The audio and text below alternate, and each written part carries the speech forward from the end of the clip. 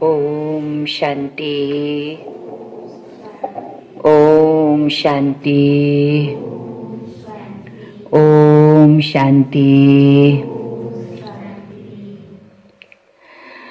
आज बाबाले कर्म अकर्म विकर्मको गतिलाई स्पष्ट तरिकाले सम्झाउनुहुन्छ। बाबा भन्नुहुन्छ कुनै पनि संकल्प गर्छौ, त्यो संकल्प अगर विकारयुक्त हुन्छ, त्यसमा कुनै पनि विकारको भावना आउँछ भने त्यो संकल्प पनि एक प्रकारको व्यर्थ संकल्प हुन जान्छ। त्यो व्यर्थ संकल्प पनि पाप बन्छ। कुनै पनि ईश्वरीय सेवार्थ तिमीले संकल्प गर्छौ, कर्म गर्छौ हैन, ईश्वरीय सेवार्थ, त्यो कर्म या ईश्वरीय सेवा अर्थ चलाको कुनै पनि संकल्प त्यसलाई शुद्ध संकल्प भन्नुहुन्छ। देहधारीसित सम्बन्धित अगर कुनै पनि संकल्प गर्छौ, मित्र सम्बन्धीको याद सहित, लगाव सहित, मोह सहित हैन, कुनै पनि विकारयुक्त देहधारीसित सम्बन्धित तिमीले अगर संकल्प गर्छौ भने त्यो शुद्ध संकल्प हुँदैन। त्यही भएर बाबा भन्नुहुन्छ कसैको प्रति पनि भावना राख्छौ भने त्यसमा पनि सेवाको भावना हो। जहाँ सेवाको भावना हुन्छ त्यसलाई नै श्रेष्ठ कर्म अर्थात शुद्ध संकल्प भनिन्छ। आज बाबा भन्नुहुन्छ बच्चे त्याग, मैले यति त्याग गरे, त्यागद्वारा त भाग्य प्राप्त हुन्छ, तर त्याग गरेको पनि अगर संकल्प आउँछ भने हैन, मैले यति त्याग गरे, यति यो गरे उ गरे भने यो संकल्प आउँछ भने त्यो पनि त्याग मानिँदैन, त्यसलाई पनि श्रेष्ठ त्याग भनिँदैन। त्याग भनेको त्यागको पनि त्याग गर्ने, मान शान हैन, इज्जत, मैले यो त्यागे भने जो भावना आउँछ त्यो भावना राख्नु पनि एक प्रकारको त्याग भनिँदैन। त्याग भनेको जे पनि कर्म गर्छु त्यसको प्रति कुनै पनि संकल्प नहोस् हैन, निसंकल्प अवस्था जो बाबा भन्नुहुन्छ। अनासक्त भावले मित्र सम्बन्धीको प्रति पनि अनासक्त भावले सेवा गरौँ। अगर आफ्नो लौकिक परिवारको सेवा गर्छौ त्यसमा पनि अनासक्त भावना होस्। लौकिक परिवारको सेवा गर्छौ तर त्यसमा भले त्यो ईश्वरी सेवा हो, तर त्यसमा पनि अगर मोहको भावना छ, आसक्तको भावना छ, लगावको भावना छ भने त्यसलाई पनि ईश्वरी सेवा मानिँदैन। ईश्वरी सेवा भनेको जसको पनि सेवा गर्छु त्यसमा कुनै प्रकारको लगाव या आफ्नोपनको भावना आफ्नो प्रतिको भावना कहिले पनि गर्नु हुँदैन। फेरि बाबा भन्नुहुन्छ बच्चे वृत्तिले वायुमण्डल बन्छ। जस्तो तिमीले वृत्ति गर्छौ चाहे राम्रो चाहे नराम्रो हैन, त जस्तो वृत्ति राख्छौ त्यो अनुसार तिम्रो भाइब्रेसन जान्छ हैन। जस्तो वृत्ति राम्रो वृत्ति छ भने त्यसको भाइब्रेसन पनि त्यही अनुसार जान्छ, नराम्रो वृत्ति राख्छ भने त्यही अनुसार त्यसको भाइब्रेसन पनि नराम्रो बन्छ। भन्छ नि वृत्तिद्वारा भाइब्रेसन बन्छ। जस्तो वार्ता गर्छु, वार्ता भनेको बातचित, जस्तो वार्ता गर्छु नेगेटिभ पोजिटिभ त्यो आधारले मेरो वातावरण बन्छ। वृत्तिले भाइब्रेसन बन्छ, वार्ताले वातावरण बन्छ। त्यही भएर आफ्नो वार्ता बातचित पनि त्यसमा पनि हामीले विशेष अटेन्सन दिनुपर्छ कि मेरो बोल, मेरो शब्द, मैले जो कुरा गर्दैछु, जो वार्ता गर्दैछु त्यो कस्तो प्रकारको वार्ता हो हैन। कसैको प्रति त्यस्तै नराम्रो भावना, नराम्रो शब्द या कमी कमजोरी हैन, यो शब्द राखेर कमी कमजोरीको भावनाले मैले कोही बातचित या वार्ता त गरिरहेको छैन, त्यो अनुसार वायुमण्डल बन्छ। वृत्तिले भाइब्रेसन बन्छ, वार्ताले वायुमण्डल बन्छ। त मेरो वृत्ति पनि हरेक आत्माको प्रति अनासक्त भावना हुनुपर्छ। कुनै पनि त्यस्तो भावना राख्नु हुँदैन। कमी कमजोरीलाई पनि अस्ति मुरलीमा सुने नि, अव्यक्त मुरलीमा, कमी कमजोरीलाई पनि अगर त्यो भावनाले हामीले देख्छौँ कसैको कमी कमजोरीलाई, बितेको कुरालाई याद गरेर त्यही भावनाले, त्यही दृष्टिले, दृष्टिकोण राखेर त्यो अनुसार व्यवहार गर्छु, त्योसँग कर्म गर्छु भने त्यो पनि एक प्रकारको पापको अंश नै हो, त्यो पनि पाप बन्न जान्छ। यो सब सूक्ष्म पाप गर्दा गर्दा अनेक प्रकारको सूक्ष्म पाप थाहा लाग्दैन, मोटो मोटो पाप त हामी ज्ञानी आत्माले गर्दैन, तर कही यस्तो सूक्ष्म सूक्ष्म पाप हुन्छ, त्यो सूक्ष्म पाप गर्नाले आत्मामा बोझ हुन्छ। अब बोझ हुनाले फेरि त्यो खुसी हैन, त्यो नशा चढ्नै सक्दैन। यति हामी ज्ञान सुनिरहेको छौँ, रोज बाबालाई याद गरिरहेको छु, अमृत बेला पनि उठ्छु, फेरि पनि त्यो खुसी त्यो नशा किन हुँदैन? किनकि बिहान त हामीले बाबालाई याद गर्छु, मुरली पनि सुन्छु, तर दिनभरि के हुन्छ? दिनभरि कही यस्तो कुरा, यस्तो कर्म हुन्छ, यस्तो व्यर्थ बोल हुन्छ, यस्तो व्यर्थ संकल्प हुन्छ जुन द्वारा आत्मामा बोझ चढ्दै जान्छ। त्यो बोझले, त्यो भारीपनले आत्मामा खुसी आनन्द त्यो नशा चढ्न सक्दैन हैन।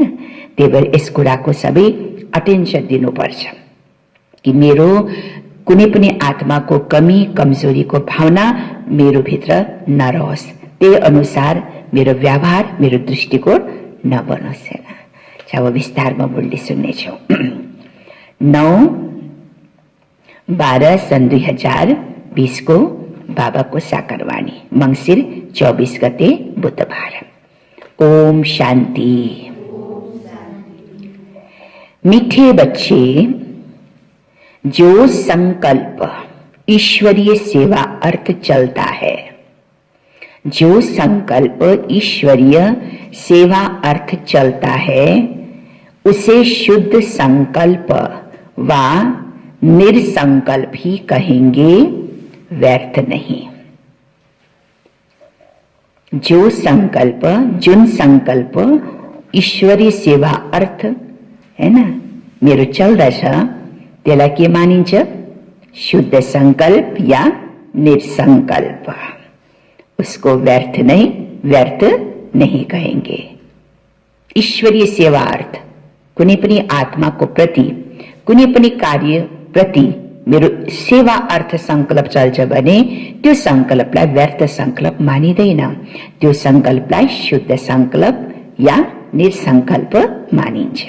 प्रश्न, विकर्मों से बचने के लिए कौन सी फर्ज अदाई पालन करते भी अनासक्त रहो? विकर्मों से बचने के लिए कौन सी फर्ज अदाई पालन करते भी अनासक्त रहो? बाबा के भन्नुहुन्छ? अगर पाप कर्म विकर्मबाट बस्नु छ तर आफ्नो फर्ज पनि अदा गर्नु छ हैन, आफ्नो कर्तव्य पनि निर्वाह गर्नु छ, तर कर्तव्य निर्वाह गर्दा विकर्मबाट बस्नको लागि कुन कुरामा, कुनमा त बाबा भन्छ कुन फर्ज अदाई गर्दा हामी अनासक्त रहन सक्छौं? उत्तर, मित्र संबंधियों की सर्विस भले करो। मित्र संबंधियों की सर्विस भले करो, लेकिन अलौकिक ईश्वरीय दृष्टि रख करके करो। मेरो आमाको सेवा गर्नु छ, मेरो परिवार ज्ञानमा चलोस् हैन, मेरो छोराछोरी ज्ञानमा चलोस्, मेरो नाता नातिनी ज्ञानमा चलोस् हैन। त्यो के भयो? लौकिक भावना भयो नि हैन। आत्माहरूको कल्याण गर्न छ, यो पनि आत्मा हो हैन, यिनी सबै आत्माहरूको कल्याण गर्न छ, सबैको कल्याण गर्न छ, त्यो भावना भयो अनासक्त। तर मेरो परिवार ज्ञानमा चलोस्, मेरो छोराछोरी ज्ञानमा चलोस्, जहाँ मेरोपनको भावना हुन्छ त्यो त फेरि आसक्ति भयो नि। त्यही भएर बाबा भन्नुहुन्छ मित्र सम्बन्धीहरूको सर्भिस सेवा भले करो, लेकिन अलौकिक ईश्वरीय दृष्टि रख करके करो। उनमें मोह की रग नहीं जानी चाहिए, उनमें मोह की रग नहीं जानी चाहिए। अगर किसी विकारी संबंध से संकल्प भी चलता है, अगर किसी विकारी संबंध से संकल्प भी चलता है तो वह विकर्म बन जाता है। कुनै पनि सम्बन्धमा अलिकता पनि विकारको मिसिएको छ हैन, विकारी सम्बन्ध अगर मिसिन्छ भने त्यो पनि एक प्रकारको विकर्म हो। इसीलिए अनासक्त होकर इसीलिए अनासक्त होकर फर्ज अदाई पालन करो। अनासक्त होकर फर्ज अदाई पालन करो। जितना हो सके देही अभिमानी रहने का पुरुषार्थ करो। जितना हो सके देही अभिमानी रहने का पुरुषार्थ करो। भन्नुको तात्पर्य के हो, बाबा भन्नुहुन्छ कुनै पनि आत्माको सेवा करो, चाहे लौकिक परिवार चाहे अलौकिक परिवार। लेकिन त्यसमा के हुन पर्छ? अनासक्तको भावना हुन पर्छ। विकारको कुनै पनि वृत्ति या विकारको अंश मात्र पनि त्यसमा मिसिएको हुनु हुँदैन, हैन? अनासक्त भावनाले, कल्याणको भावनाले कुनै पनि आत्माहरूको सेवा गर्नुपर्छ। अगर त्यसमा मोह छ, आसक्ति छ या मेरोपनको भावना छ भने त्यो पनि एक प्रकारको विकर्म भयो। त विकर्मसँग बस्नको लागि, फर्ज कर्तव्य पालन गर्नको लागि के बन्ने? अनासक्त भावना, देही अभिमानी बन्ने पुरुषार्थ गर्ने। ओम शांति। आज तुम बच्चों को संकल्प, विकल्प, निरसंकल्प अथवा कर्म, अकर्म और विकर्म पर समझाया जाता है। जब तक तुम यहाँ हो तब तक तुम्हारे संकल्प जरूर चलेंगे। संकल्प साधारण किए बिना कोई मनुष्य एक क्षण भी रह नहीं सकता। बिना सोचे, बिना संकल्प को बिना त कोही पनि व्यक्ति रहन सक्दैन, हैन? संकल्प त हरेकलाई चल्छन्। अब ये संकल्प यहाँ भी चलेंगे तो सतयुग में भी चलेंगे और अज्ञान काल में भी चलते हैं। परंतु ज्ञान में आने से संकल्प नहीं, क्योंकि तुम परमात्मा की सेवार्थ निमित्त बने हो। बाबा के भन्नुहुन्छ? संकल्प त सतयुगमा पनि चल्छ, ज्ञानमा पनि चल्छ, अज्ञान कालमा पनि संकल्प चल्छ। तर ज्ञानमा आउनुको बाद तिम्रो जो संकल्प छ त्यो संकल्प परमात्मा सेवा अर्थ चल्दछ। यहाँ अगर परमात्मा सेवा अर्थ चल्छ भने त्यो के संकल्प भयो? त्यसलाई शुद्ध संकल्प भनिन्छ। जो यज्ञ अर्थ संकल्प चलता है वो संकल्प नहीं, वो तो निरसंकल्प ही है। बाकी जो फालतू संकल्प चलते हैं अर्थात कलयुगी संसार और कलयुगी मित्र संबंधियों के प्रति चलते हैं वो विकल्प कहे जाते हैं। कति सुंदर बाबाले रहस्य बताए, होइन र? देहधारीको प्रति अगर संकल्प चल्छ भने, कलयुगी दुनियाँको संस्कारवाला जो संकल्प चल्छ भने, कलयुगी मित्र सम्बन्धीहरूको संकल्प चल्छ भने त्यो संकल्प के भयो? त्यसलाई विकल्प भनिन्छ। जिससे विकर्म बनते हैं और विकर्म से दुख प्राप्त होता है। बाकी जो यज्ञ प्रति अथवा ईश्वरीय सेवा प्रति संकल्प चलता है वो गोया निरसंकल्प हो गया। शुद्ध संकल्प सर्विस प्रति भले चले। देखो बाबा यहाँ बैठा है, तुम बच्चों को संभालने अर्थ, उसकी सर्विस करने अर्थ माँ बाप का संकल्प तो जरूर चलता है ना। परंतु ये संकल्प नहीं, इससे विकर्म नहीं बनता। परंतु यदि किसी का विकारी संबंध के प्रति, यदि किसी का विकारी संबंध के प्रति संकल्प चलता है तो उनका विकर्म अवश्य बनता है। कुन संकल्प विकल्प हो, कुन संकल्प पाप कर्म बन्छ, कुन संकल्प शुद्ध संकल्प हो, त्यसको बाबाले अंतर बताउँदै हुनुहुन्छ। बाबा तुम बच्चों को कहते हैं मित्र संबंधियों की सर्विस भले करो, परंतु अलौकिक ईश्वरीय दृष्टि से वह मोह की रग नहीं आना चाहिए। मेरोपन को भावना आउनुमा न के भयो? मेरोपन सोच्नु, मेरोपन को भावना आउनु भनेको के भयो? त्यसलाई बाबा भन्नुहुन्छ त्यो मोह भयो। और जहाँ मोह छ त्यो त विकर्म हुन्छन्, हैन? विकर्म वाला। अनासक्त होकर के अपनी फर्ज अदाई पालन करनी चाहिए, परंतु जो कोई यहाँ होते हुए कर्म संबंध में होते हुए उनको नहीं काट सकते, उनको नहीं काट सकते तो भी उनको परमात्मा को नहीं छोड़ना चाहिए। हाथ पकड़ा होगा तो कुछ न कुछ पद प्राप्त कर लेंगे, है ना। हात पकड़ा होगा, बाबाको हात कहिले पनि छुट्ने छैन। कुनै तरिकाले अगर मैले हात समातेको छु भने केही न केही त पद मैले पाउने छु। अब ये तो हर एक अपने को जानते हो कि मेरे में कौन सा विकार है। सबैलाई थाहा छ, महसुस छ मेरो भित्र के कमी कमजोरी छ। निसेला बहन सबैलाई थाहा छ हैन, मेरो भित्र के कमी छ, के कमजोरी छ। मेरे में कौन सा विकार है। अगर किसी में एक भी विकार है तो क्या ठहरा। अगर एक भी विकार है तो वह देह अभिमानी जरूर ठहरा। जिसमें विकार नहीं वह ठहरा देही अभिमानी। विकार है तो कहेंगे देह अभिमानी, है ना। रोशनी बहन, अगर विकार नहीं है तो उसको क्या कहेंगे, देही अभिमानी। किसी में कोई विकार है तो वो सजाएं जरूर खाएंगे और जो विकारों से रहित है वे सजाओं से मुक्त हो जाएंगे।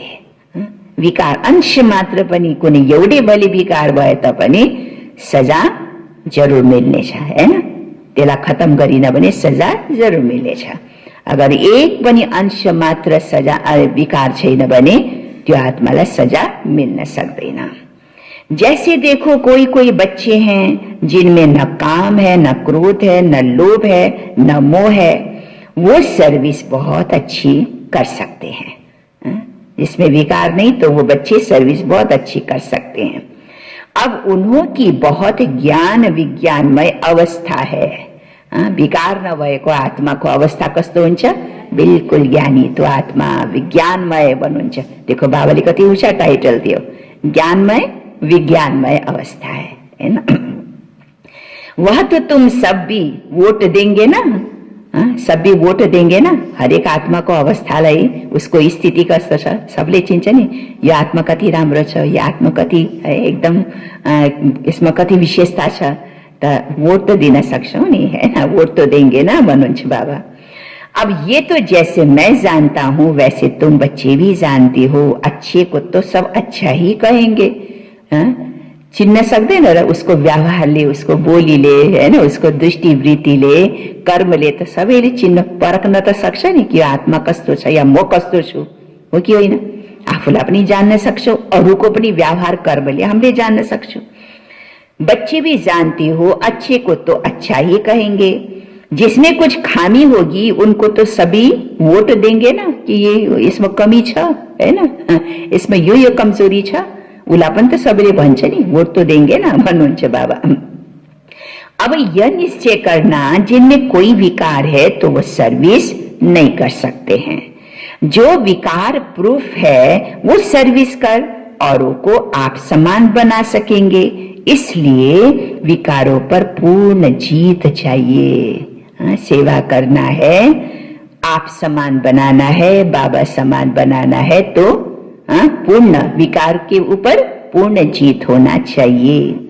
विकल्प पर पूर्ण जीत चाहिए। ईश्वर अर्थ संकल्प को निरसंकल्प रखा जाएगा। कुन संकल्पलाई निरसंकल्प भन्न मिल्छ, जो ईश्वरीय अर्थ, ईश्वरीय सेवा अर्थ जुन संकल्प चल्छ त्यसलाई भन्छ निरसंकल्प। वास्तव में निरसंकल्पता उसी को कहा जाता है जो संकल्प चले ही नहीं, दुख सुख से न्यारा हो जाए। निरसंकल्प कुनै संकल्प नचल्नु, हैन, त्यसलाई पनि निरसंकल्पता भन्न मिल्छ भन्नुहुन्छ बाबा। जो संकल्प चले ही नहीं, दुख सुख से न्यारा हो जाए, वो तो अंत में जब तुम हिसाब किताब चुकतू कर चले जाती हो तो वहां दुख सुख से न्यारी अवस्था, तब कोई संकल्प नहीं चलता। कहाँ? परम धाम में, है ना। जब तुम परम धाम में चले जाएंगे तो त्यहाँ कुनै प्रकारको दुख सुखको भासना हुँदैन, फिलिङ हुँदैन, हैन, कुनै संकल्प पनि चल्दैन। त्यो अवस्थालाई पनि के मानिन्छ? निरसंकल्प अवस्था।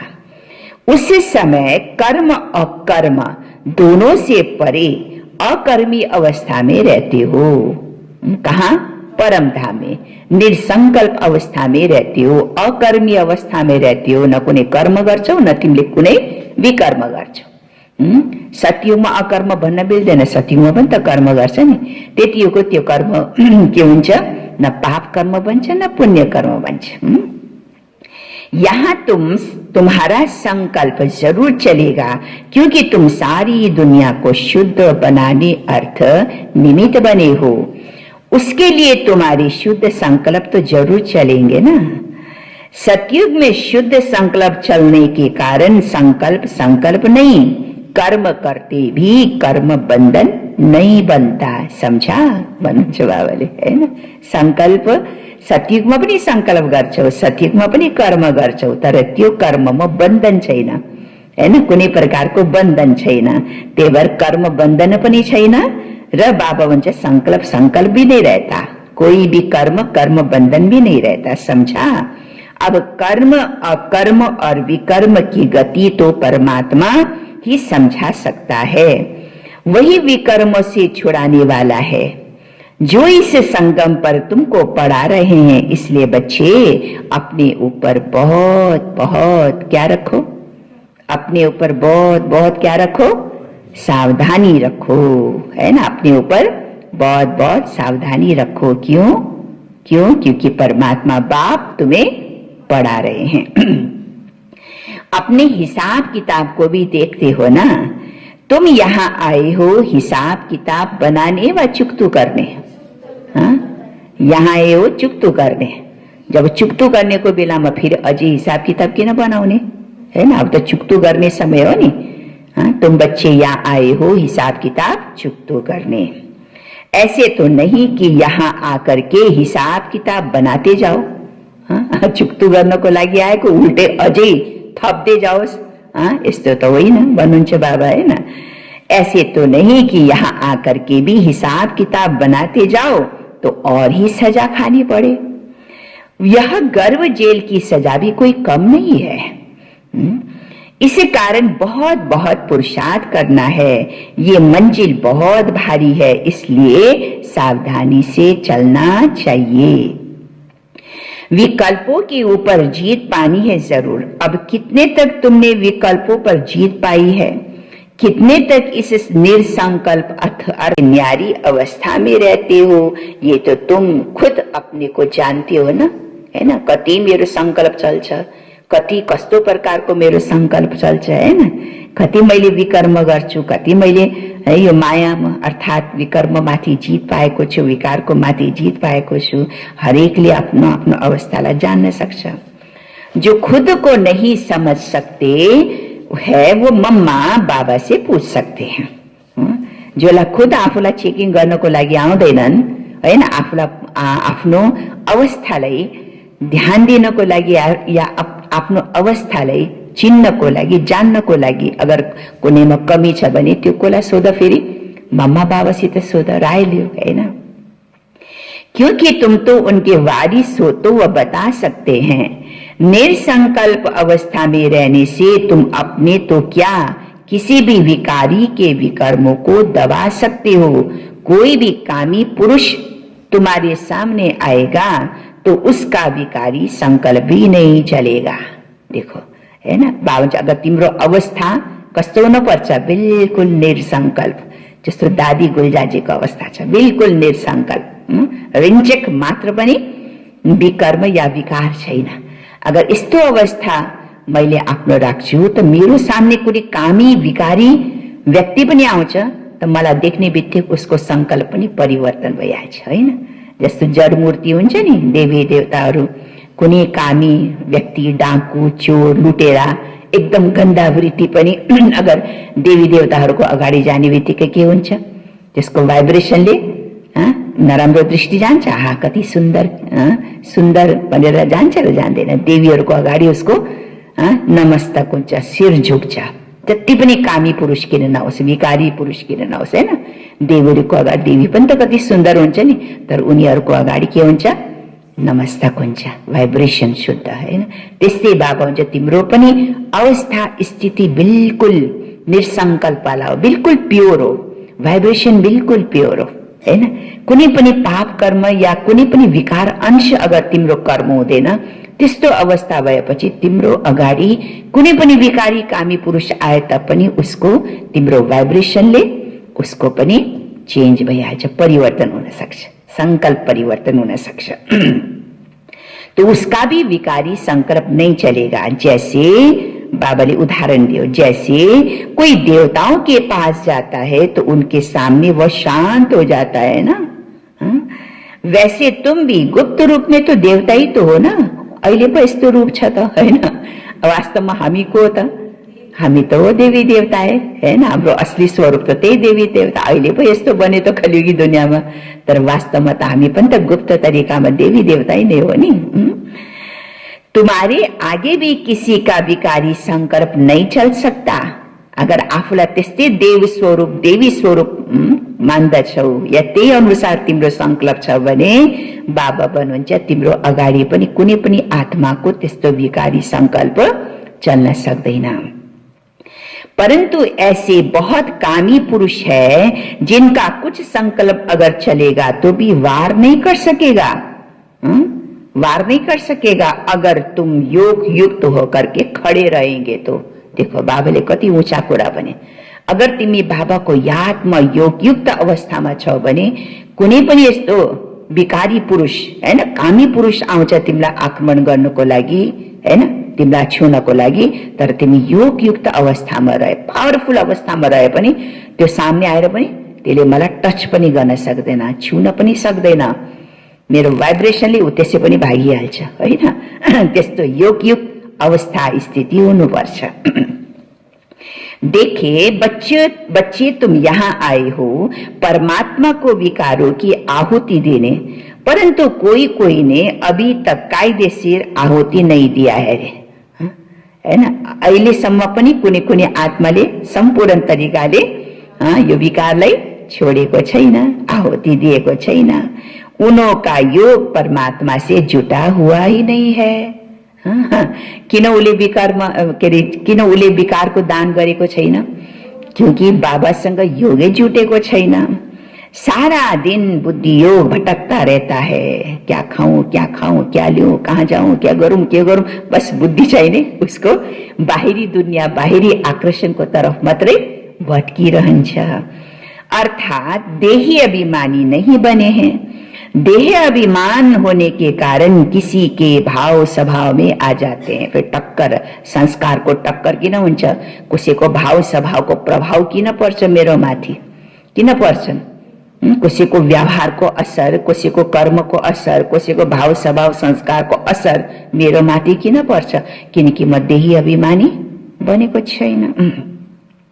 जिस कारण परमात्मा से प्रीत भी निभा नहीं सकते हैं, अर्थात परमात्मा अर्थ सर्विस करने के अधिकारी भी नहीं बन सकते हैं।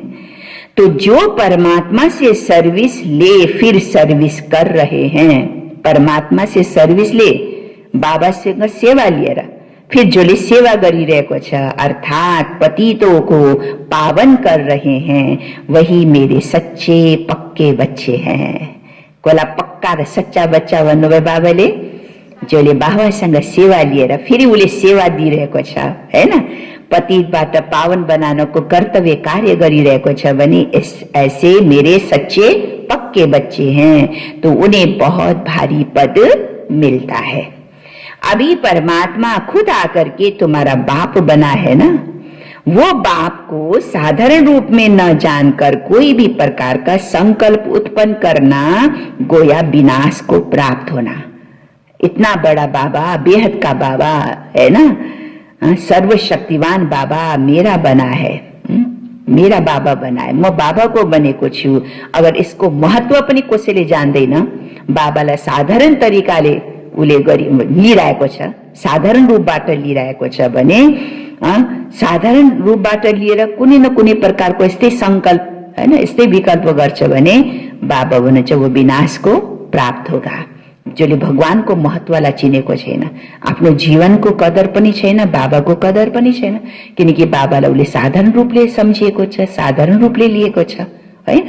त यस्तो बच्चा विनाश को प्राप्त होता है। अभी वो समय आएगा अभी वो समय आएगा जो 108 ज्ञान गंगाए, देखो आज को मुरली कति वंडरफुल छ, अभी वो समय आएगा जो 108 ज्ञान गंगाए पूर्ण अवस्था को प्राप्त करेंगे। अब समय बिल्कुल नजदीक छ, प्रत्यक्ष होने वाला छ। को प्रत्यक्ष होने वाला छ? 108 मालाको आत्मा, है ना। 108 ज्ञान गंगाएं पूर्ण अवस्था को प्राप्त करेगी। बाकी जो पड़े हुए नहीं होंगे उसको हालत के होला, उसको हालत के होला जो अलबेलापनमै चलिरहेको छ, जसले अहिले अटेन्सन दिँदैन आफ्नो स्थिति आफ्नो अवस्था पढाइमा ध्यान दिएको छैन, जो पड़े हुए नहीं होंगे तो अपनी ही बर्बादी करेंगे। ये निश्चय जानना, जो कोई इस ईश्वरीय यज्ञ में छिप कर काम करता है, यह निश्चय आज मुरली के छ सारा धारणा को माथि छ। ये निश्चय जानना जो कोई इस ईश्वरीय यज्ञ में छिप कर काम करता है तो उनको जानिन जाननहार बाबा देख रहा है। यो नसम्झिनु कि मलाई कसैले देखे छैन, कसैलाई थाहै छैन मैले के गरिरहेको छु, कसले देख्छ र यहाँ, हैन। ऐसा नहीं समझना। ये निश्चय जानो कि मैं जो छिप करके काम कर रही हूँ वो जानिन जाननहार बाबा देख रहा है। वह फिर अपने साकार स्वरूप बाबा को भी टच करता है। भले साकार बाबाले देख्दैन, निराकार बाबाले त देख्नुहुन्छ, तर निराकार बाबाले फिर साकार बाबालाई पनि टच गर्नुहुन्छ। फलाना बच्चा बच्ची क्या कर रहा है ना। सावधानी देने अर्थ तो कोई भी बात छिपानी नहीं चाहिए। भले भूल होती है परंतु उनको बताने से आगे के लिए बच सकते हैं। इसलिए बच्चे सावधान रहना, है ना। मेरो द्वारा कुनै न कुनै जानेर या अनजानमा कोही गल्ती भइहाल्छ, त्यो गल्तीलाई त बताउनु पर्यो नि, त्यो भूललाई त बताउनु पर्यो नि। भूललाई बताउनाले के फाइदा? कसैले त संकोच भन्छ, मैले यत्रो गल्ती गरेछु, बताए पनि मलाई के सोच्ला, के भन्ला, गाली देला, हैन, या मेरो प्रति कस्तो भावना राख्ला, संकोच हुन्छ नि। तर होइन, बाबा भन्छ जे गल्ती गर्छौ, जे भूल गर्छौ त्यसलाई सच बताउनाले, स्पष्ट निमित्त आत्मालाई बताउनाले के फाइदा? बाबु भन्नुहुन्छ फेरि उसलाई, उसको भूललाई, हैन, उसको भूल नहोस् त्यसको लागि सावधानी त मिल्छ नि, डाइरेक्सन या सावधानी त मिल्छ नि, हैन, ताकि अगाडिको लागि म बच्न सक्छु, हैन, फिर गल्ती नहोस्। इसलिए बच्चे सावधान रहना। बच्चों को पहले अपने को समझना चाहिए। क्या समझना चाहिए रोशनी बहन? अपने को क्या समझना चाहिए? बच्चों को पहले अपने को समझना चाहिए कि मैं कौन हूं, मैं हूं कौन, व्हाट एम आई। मैं शरीर को नहीं कहते, मैं कहते हैं आत्मा को। मैं म भनेपछि त म शरीर त होइन नि, मेरो शरीर हो, तर म को हो त? मैं कौन हूं? मैं आत्मा कहां से आई हूं, किसकी संतान हूं? आत्मा को जब यह मालूम पड़ जाए कि मैं आत्मा परमपिता परमात्मा की संतान हूं, तब अपने बाप को याद करने से खुशी आ जाए। बच्चे को खुशी तब आती है, कब आती है खुशी ज्योति?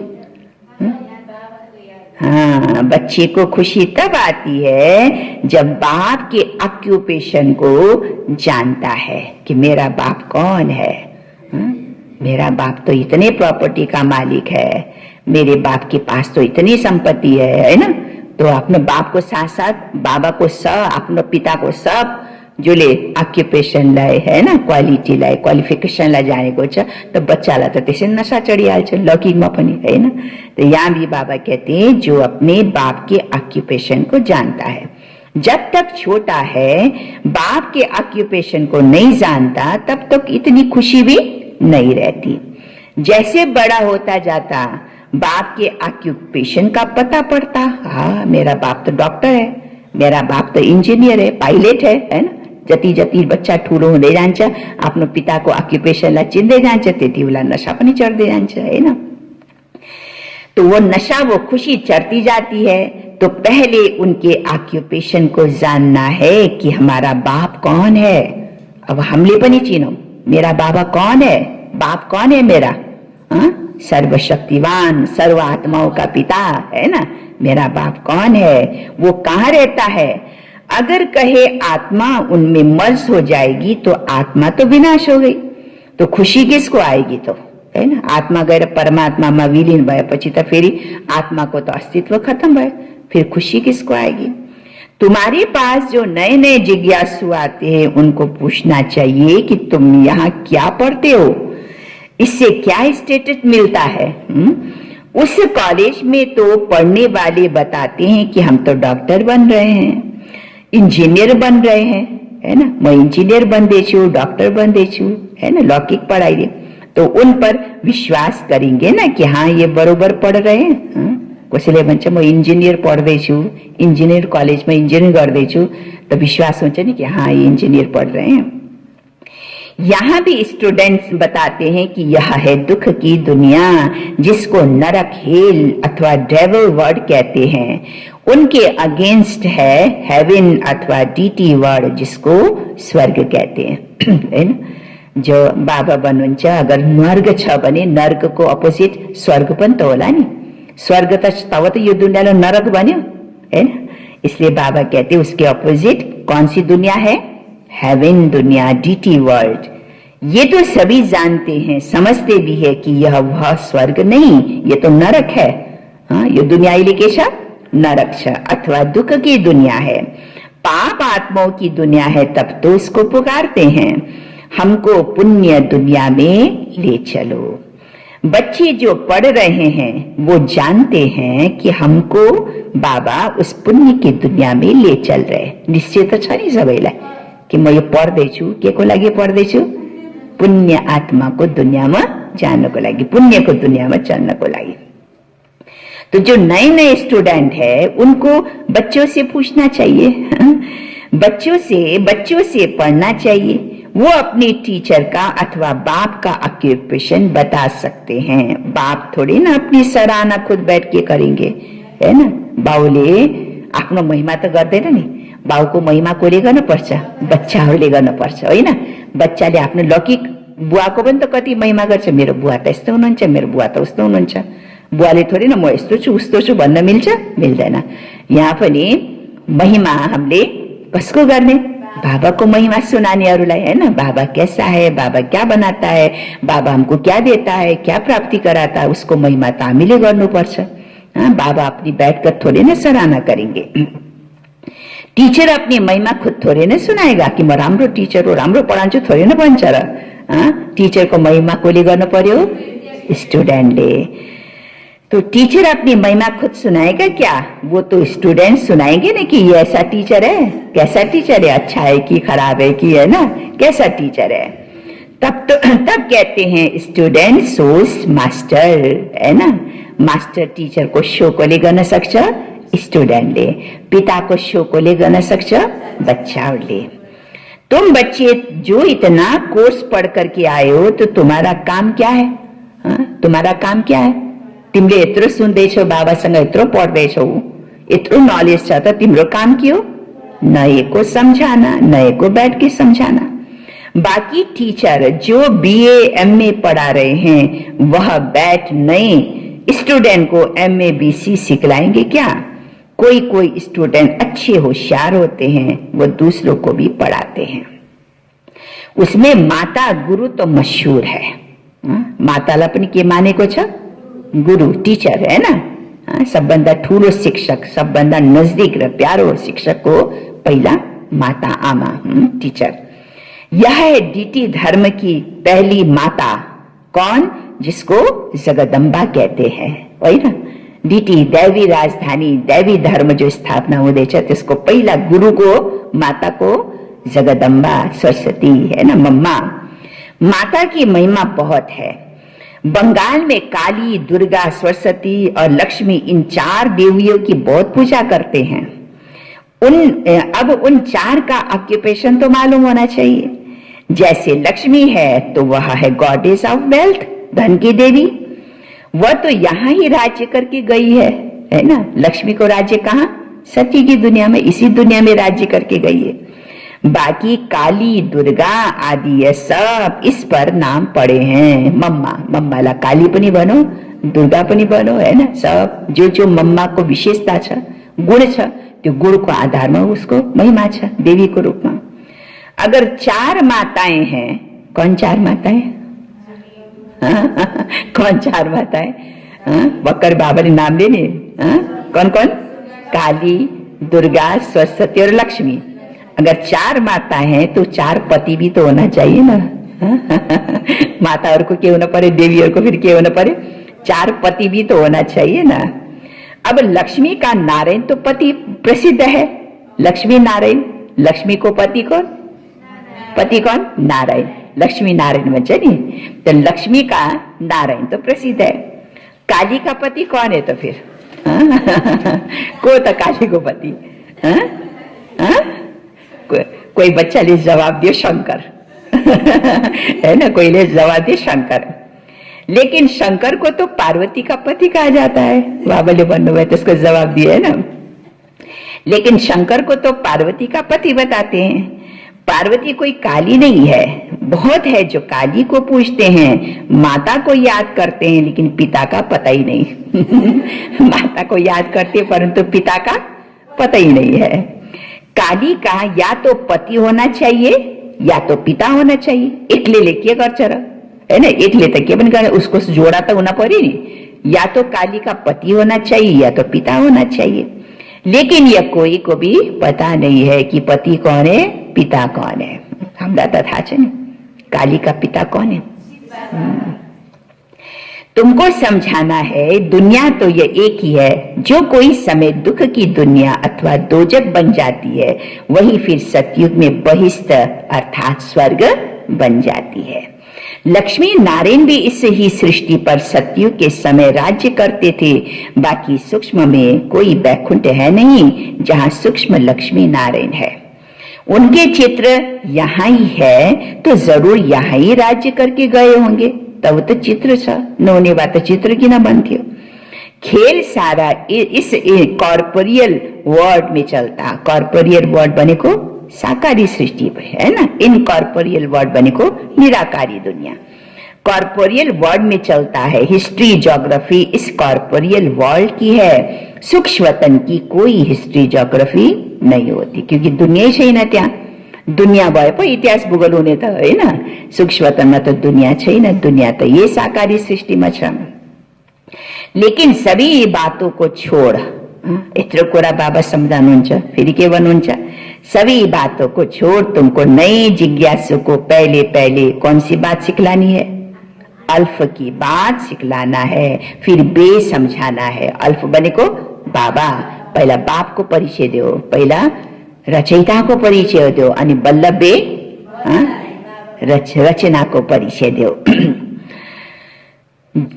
अल्फ है गॉड, वह सुप्रीम सोल है। जब तक ये पूरा समझा नहीं तब तक परमात्मा के लिए लव नहीं जगता, है ना, प्यार हो नहीं सक्दैन। जबसम्म बाप परमात्मासित उसको परिचय जान्दैन, उससित समीपता हुँदैन, तबसम्म प्यार कसरी हुन सक्छ, है ना। तो परमात्मा से लव नहीं जगता।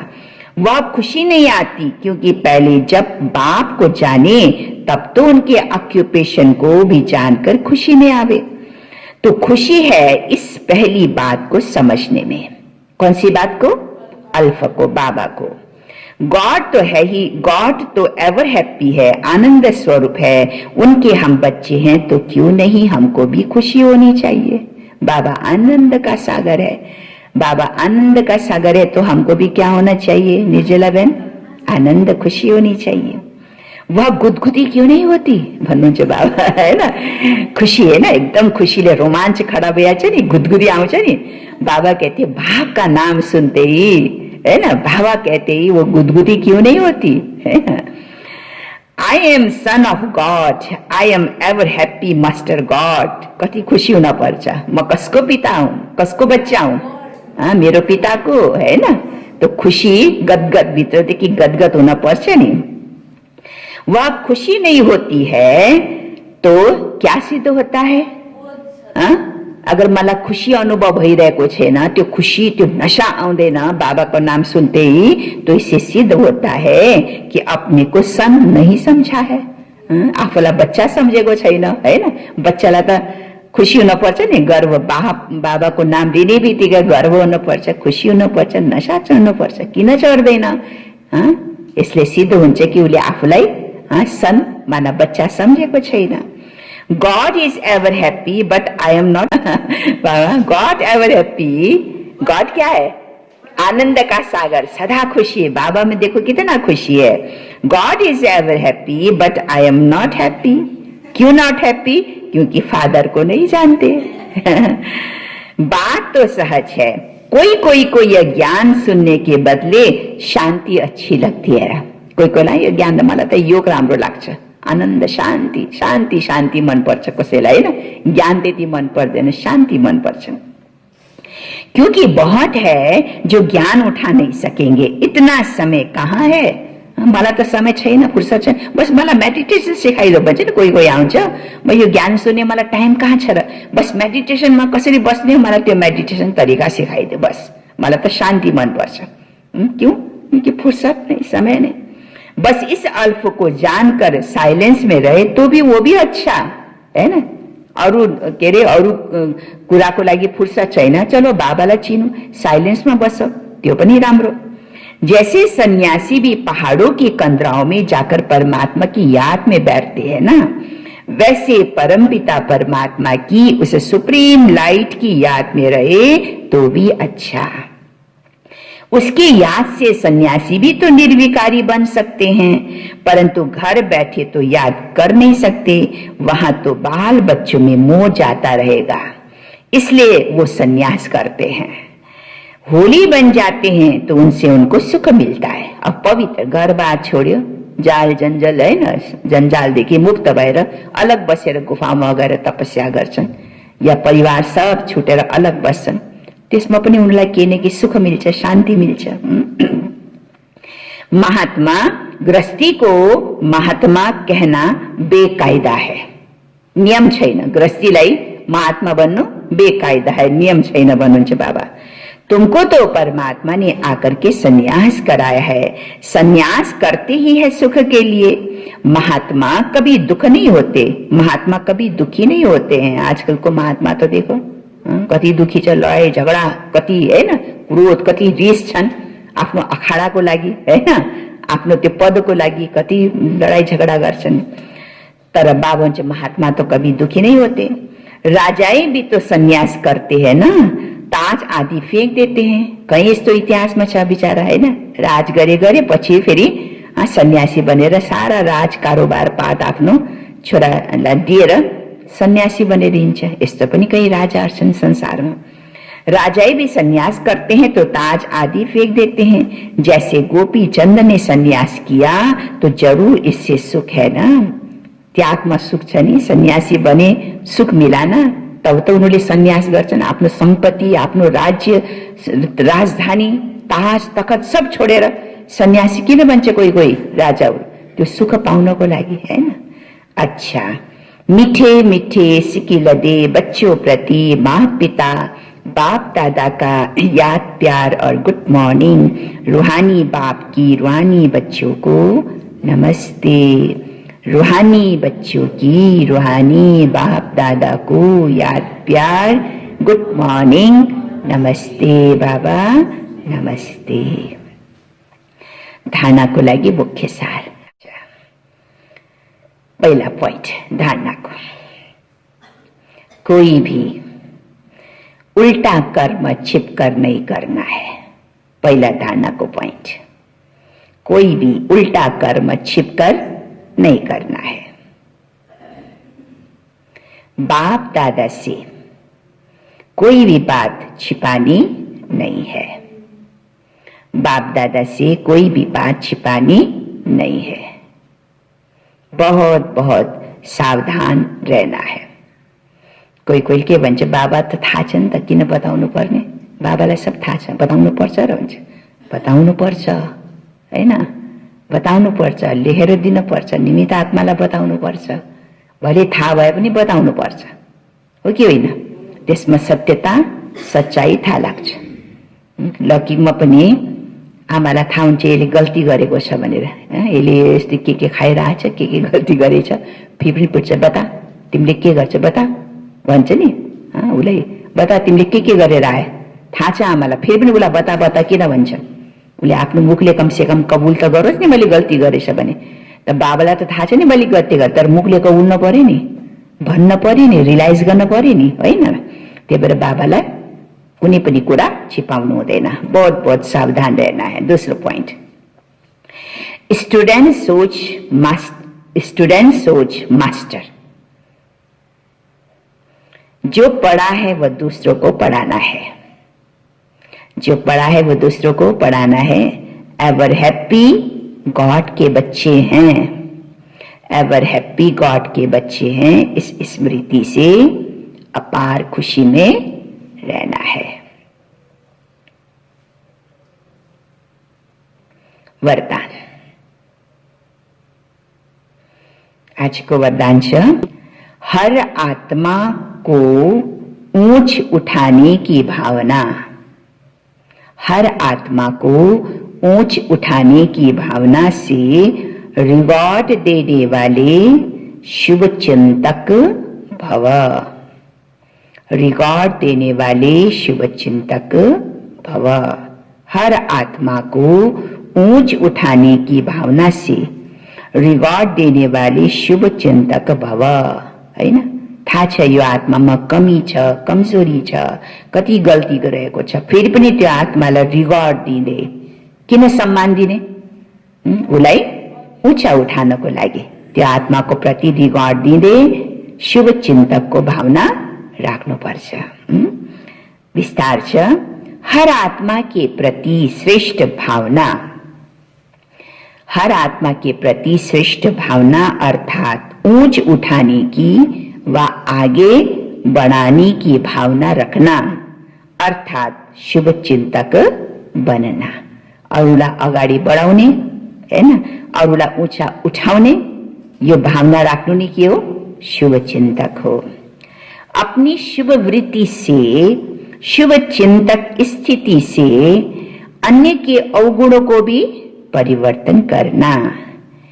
किसी के भी कमजोरी, कमजोरी तो सबैमा केही न केही हुन्छ, कसैमा धेरै कसैमा कम, किसी की भी कमजोरी व अवगुण को अपनी कमजोरी समझ वर्णन करने के बजाय व फैलाने के बजाय समाना, हैन, समाइदिने।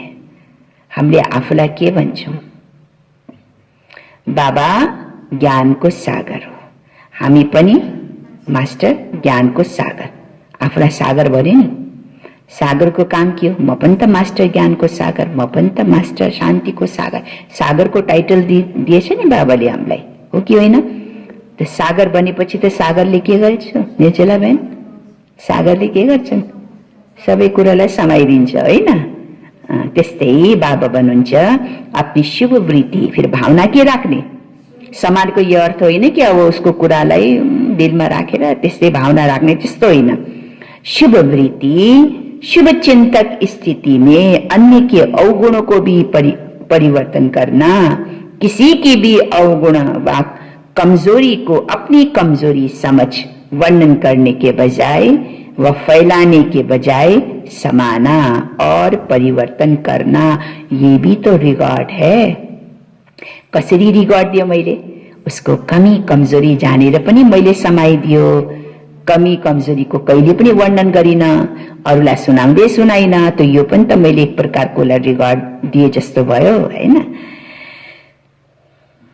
बड़ी बात को क्या करना और बड़ा बनाना, बड़ी बात को छोटा बनाना, दिल शिकस्त को शक्तिवान बनाना, उनके संग के रंग में नहीं आना, फिर है ना, उनके संग के उसको रंग मेरो में न लागोस, है ना, उसके संग के रंग में नहीं आना, सदा उन्हें भी उमंग उत्साह में लाना, ये भी तो रिगार्ड है।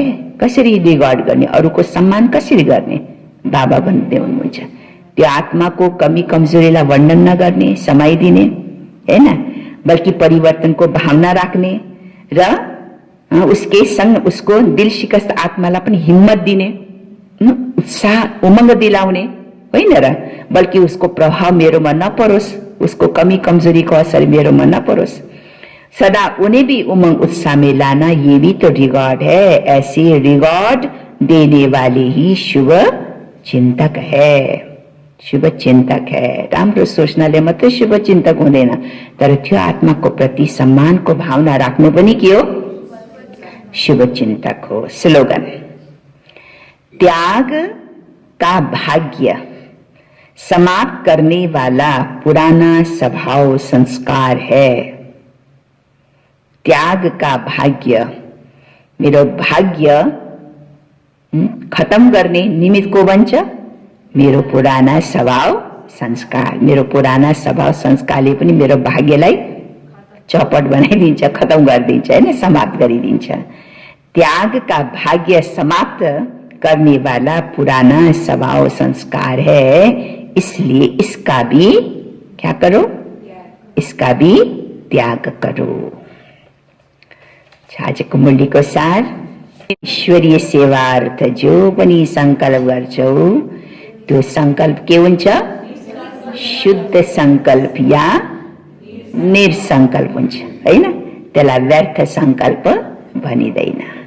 मीठे बच्चे, जो संकल्प ईश्वरी सेवा अर्थ चलता है उसे शुद्ध संकल्प व निरसंकल्प ही कहेंगे, व्यर्थ नहीं।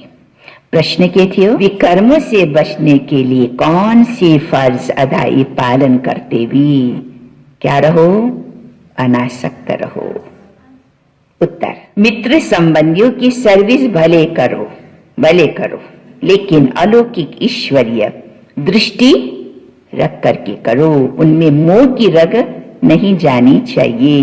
अगर किसी विकारी संबंध से भी संकल्प चलता है तो वह भी विकर्म बन जाता है। इसलिए अनासक्त होकर फर्ज अदाई पालन करो, जितना हो सके देही अभिमानी बनने का पुरुषार्थ करो। ओम शांति।